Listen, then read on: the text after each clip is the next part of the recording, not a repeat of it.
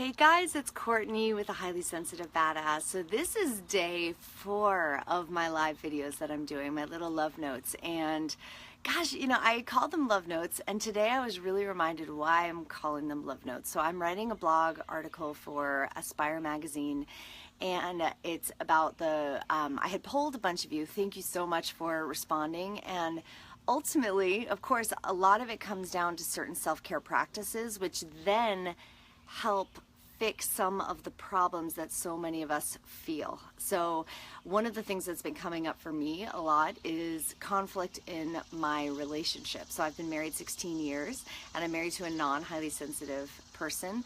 And for me, I'm so sensitive to conflict, and I go through waves of sensitivity. I don't know if you all notice the same thing, but there are times when I feel really armored in a way. What I mean by that is I feel not very sensitive because I've got all my self-care practices in place and I'm taking great care of myself. My mind is in a really good place. So there are all these little things that need to fall in line for me to feel like I am actually not very highly sensitive. When those things aren't in place, I feel really sensitive, and where I go into more of a raw feeling place, and everything hits a nerve. I'm kind of in one of those places today, to be honest. I am really heavy. I'm like reacting to everything my husband is saying today. Everything's hitting me the wrong way, and it's because my mindset is off today, and I noticed this. But what I really want to talk about is this idea of really getting our self-care in place and what is out of alignment for you right now. And so when I was writing this love letter, it's actually about self-care practices, and it's called something like the 5 crucial practices, self-care practices for highly sensitive people.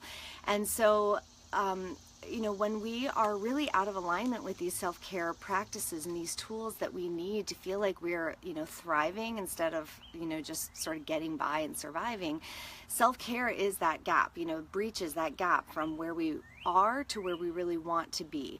And so I want to ask you, I'm just going to leave this open-ended, what part of your self-care practice is perhaps lacking right now. So for me, it's really my mindset. I talk a lot about mindset, and some of us may know what that is, some of us may not know what that is. Essentially, it's my perception, it's how I'm thinking about things, it is what's going on, my internal dialogue, what's happening in my internal dialogue.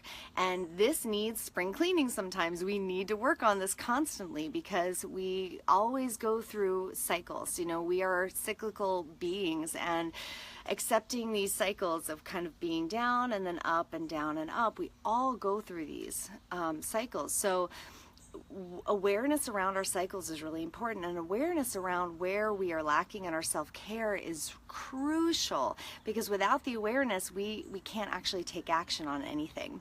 So I'll ask you just to open your eyes a little bit and just take stock of what's going on for you right now. So for me, it's a lot of conflict and sensitivity in my relationship, and I am not showing up strongly there right now. It's about personal responsibility, because it's easy for us to sort of say I could easily be like, oh, my husband is blah, blah, blah, fill in the blank. So I'm actually taking stock of me and what I am, what's off for me right now.